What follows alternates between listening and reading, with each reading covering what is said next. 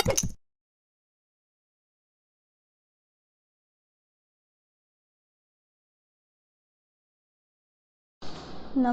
વિદ્યાર્થી મિત્રો, ધોરણ 5 વિષય ગણિત ચેપ્ટર નંબર 3।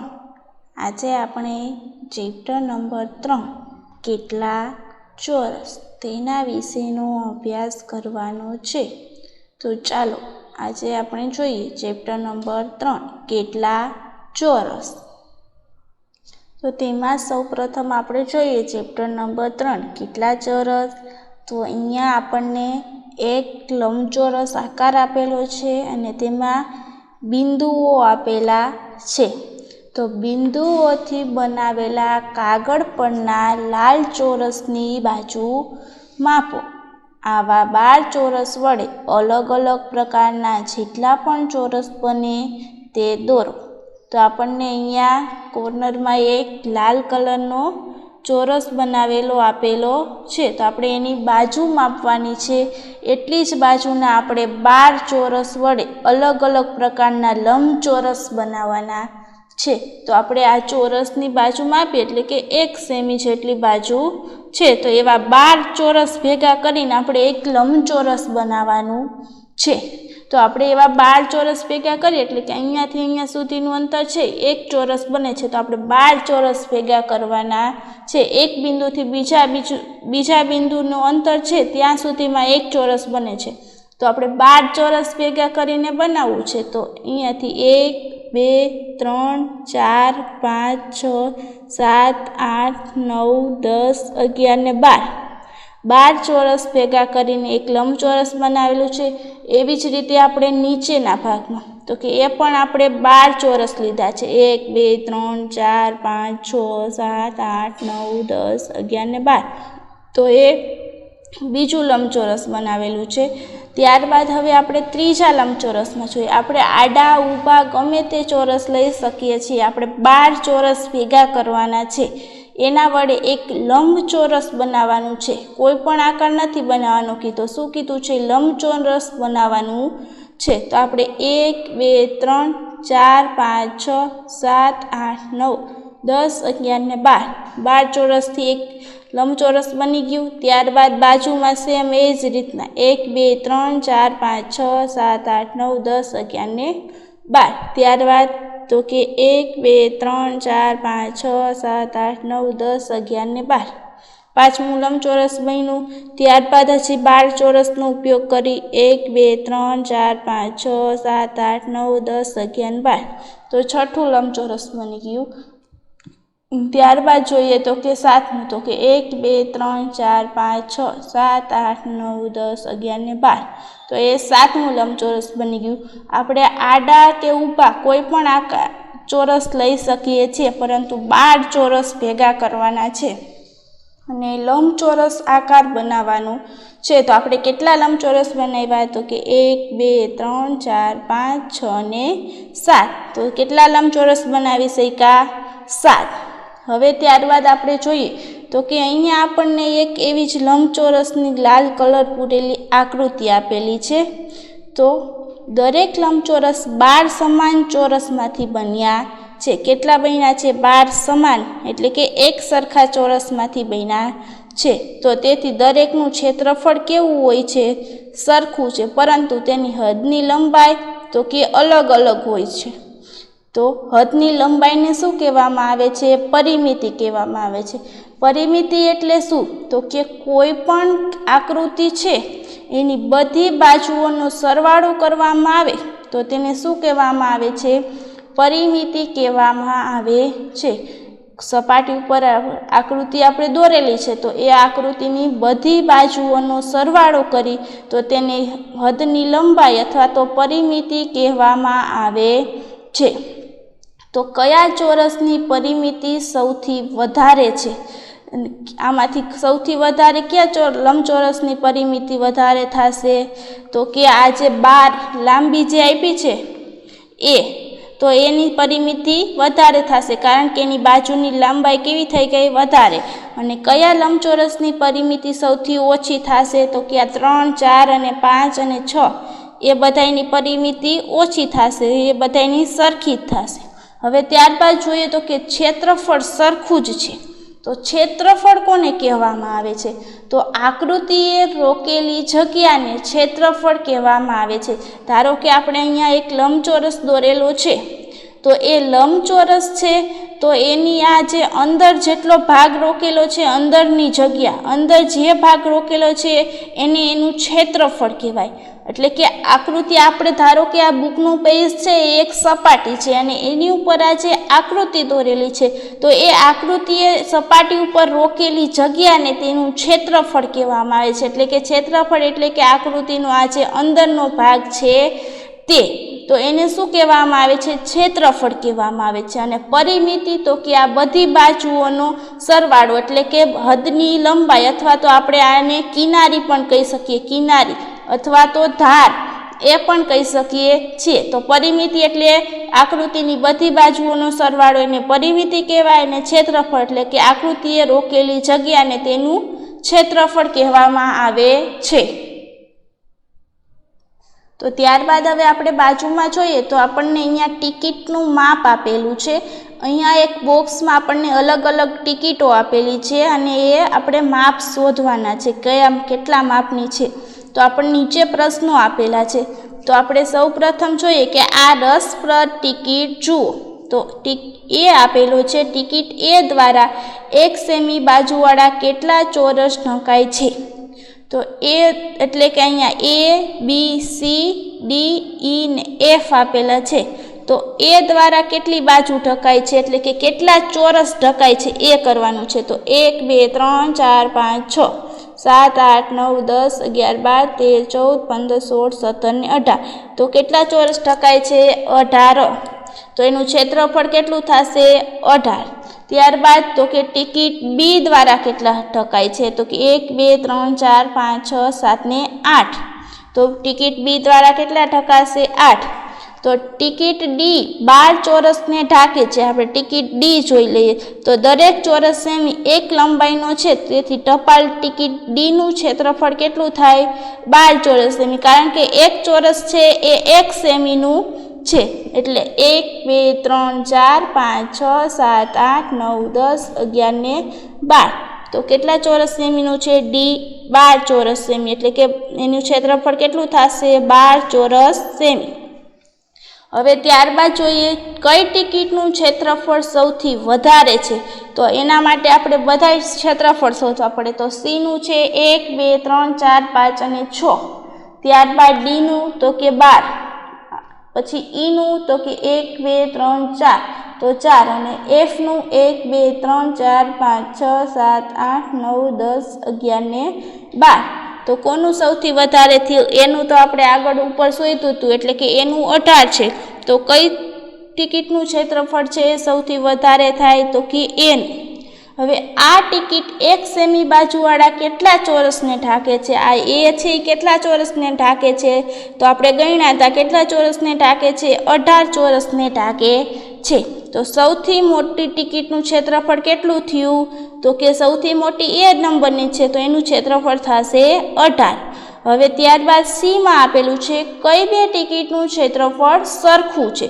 તો સી એટલે આપણે જોઈએ તો કે કઈ બે ટિકિટનું ક્ષેત્રફળ સરખું છે? તો આપણને અહીંયા આપણે એનું 18, બીનું 8, સીનું 6, ડીનું 12, ઈનું 4 અને એફનું 12, તો કોનું સરખું થયું? ડી અને એફનું। તો કેનું સરખું થશે? ડી અને એફનું। હવે દરેક ટિકિટનું ક્ષેત્રફળ કેટલું છે ડી અને એફનું? તો કે 12 ચોરસ સેમી, બેયનું 12 છે।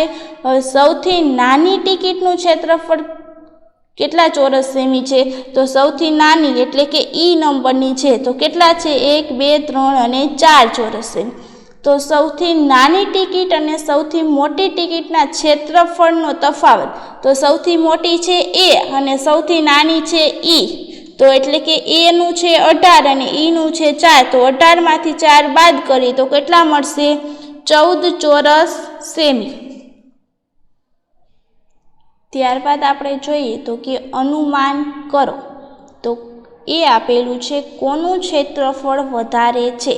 તમારા પગની છાપનું કે આ પુસ્તકના પાનાનું?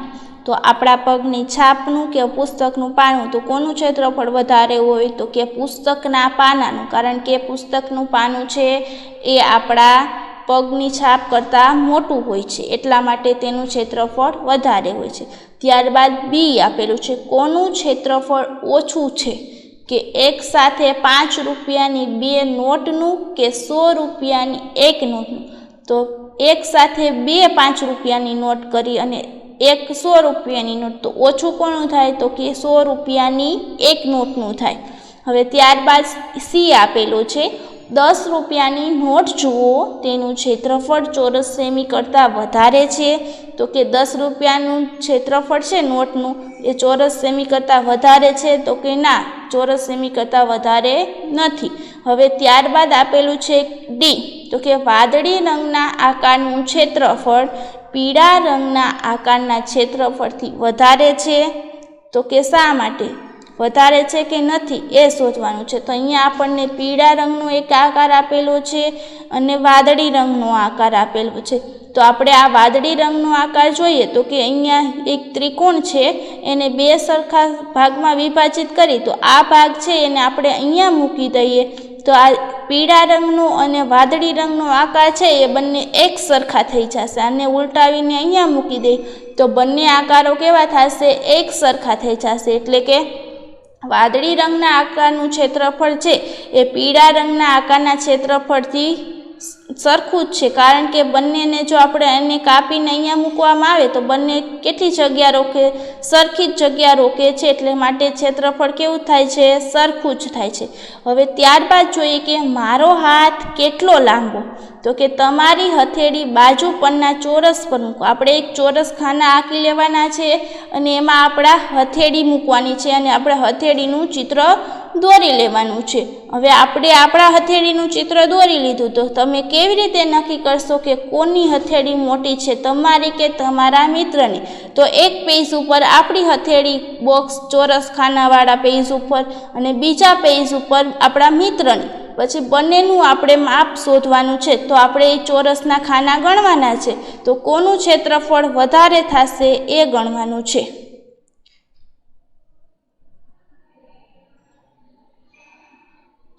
ત્યારબાદ આપણે જોઈએ તો કે મારામાં ચોરસ કેટલા? તો આ ત્રિકોણનું ક્ષેત્રફળ કેટલું? અહીંયા આપણને આપેલું છે કે અહીંયા એક ત્રિકોણ લંબચોરસ આપેલું છે, એમાં અડધું કરીને ત્રિકોણ આપેલો છે. તો અહીંયા રેખાંકિત કરેલો છે અને અહીંયા રેખાંકિત કરેલો નથી. તો આ ત્રિકોણનું ક્ષેત્રફળ કેટલું? તો આપણે ત્રિકોણનું ક્ષેત્રફળ શોધવું છે.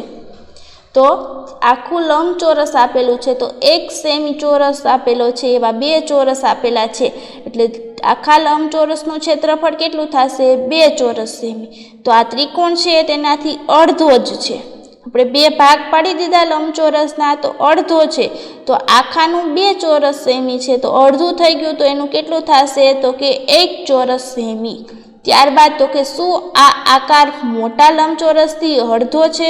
આપણને અહીંયા લંબચોરસના ખાના આપેલા છે, તો આપણે એનાથી અડધો છે કે નથી, તેનું ક્ષેત્રફળ કેટલું થાય એ જોવાનું. તો લંબચોરસ આપેલું છે, તો 1 2 3 4 5 6 7 ને 8 ચોરસ સેમીનું લંબચોરસ છે ક્ષેત્રફળ ધરાવતું. તો એમાં સૌ પ્રથમ જોઈએ તો આપણે આ જે ભાગ છે એને અહીંયા મૂકી દઈએ અને આ જે ભાગ છે એને અહીંયા ગોઠવી દઈએ, તો એક અડધા માપનું લંબચોરસ થઈ ગયું. તો આખું છે એ 1 2 3 4 5 6 7 ને 8 ચોરસ સેમીનું છે, તો અડધું એનું ક્ષેત્રફળ કેટલું થશે? 4 ચોરસ સેમી. તો આ જે રેખાંકિત કરેલો છે કલરવાળો બ્લુ કલરનો, એનું ક્ષેત્રફળ કેટલું થાય? 4 ચોરસ સેમી, કારણ કે આ જે ભાગ છે એને આપણે અહીંયા ગોઠવી છે ને આને છે એ ઉલટો અહીંયા, તો આખું 4 થઈ ગયું. હવે ત્યારબાદ જોઈએ નીચે આપેલા આકારોનું ક્ષેત્રફળ ચોરસ સેમીમાં લખો. અહીંયા આપણને આકારો દોરેલા આપ્યા છે, એમાં આપણે એના માપ ગણવાના છે અને શોધવાનું છે. તો આપણે ત્રિકોણમાં જોઈએ સૌ પ્રથમ, તો આપણને અહીંયા કલર કરેલો આપેલો છે. તો આપણને આઈડિયા ના આવે તો પહેલાં આપણે ત્રિકોણની અહીંયા જેટલા ખાના દોર્યા છે એ રીતના આપણે ખાના દોરી દઈએ, એટલે આપણને ગણવામાં સરળતા રહે કે કેટલા છે. તો આપણે સૌ પ્રથમ જોઈએ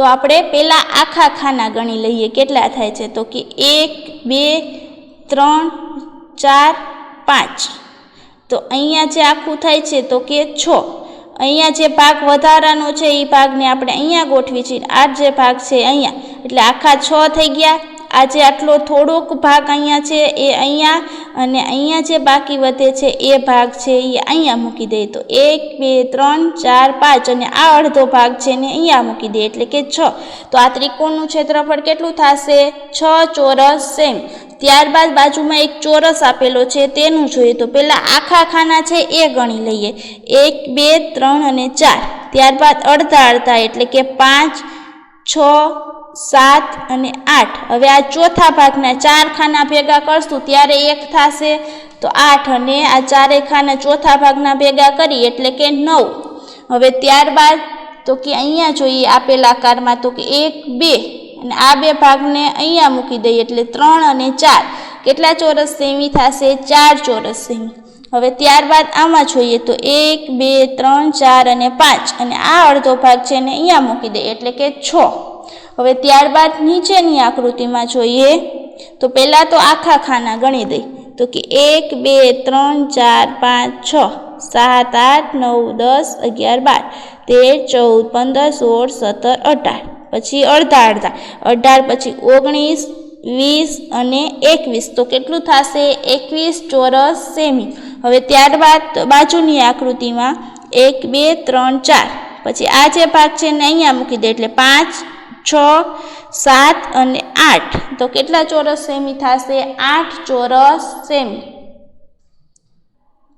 હવે ત્યારબાદ જોઈએ તો કે ત્રિકોણ આપણને અહીંયા એક લંબચોરસ આપેલું છે તેમાં એક વાદળી રંગનું અને એક લાલ રંગનું ત્રિકોણ આપેલું છે બંને દેખાય છે તો અલગ પરંતુ આપણને લંબચોરસમાં બે ત્રિકોણ આપેલા છે તો આ લંબચોરસમાં દર્શાવેલા બંને મોટા ત્રિકોણના ક્ષેત્રફળ સરખા છે તો કે આપણે જોવાનું છે કે સરખા છે કે નથી તો પરંતુ આ તો તદ્દન દેખાવામાં કેવા છે અલગ છે તો લાલ ત્રિકોણનું ક્ષેત્રફળ કેટલું થાય તો એ શોધવાનું છે અને વાદળી ત્રિકોણ મોટા લંબચોરસથી અડધો છે કારણ કે આખો લંબચોરસ આપેલો છે તેમાંથી અડધો ભાગ કરેલો છે તો લંબચોરસનું ક્ષેત્રફળ આપણને 20 ચોરસ સેમી આપેલું છે તો એનો અડધો થાય તો વાદળીનું કેટલું થશે તો કે 10 ચોરસ સેમી હવે ત્યારબાદ જોઈએ આ જે લાલ ત્રિકોણ છે એનું તો આમાં તો બે અલગ અલગ લંબચોરસના અડધા ભાગ છે આ બે અલગ અલગ લંબચોરસ આપણે આ બે વાળા લઈએ તો કે 1 2 3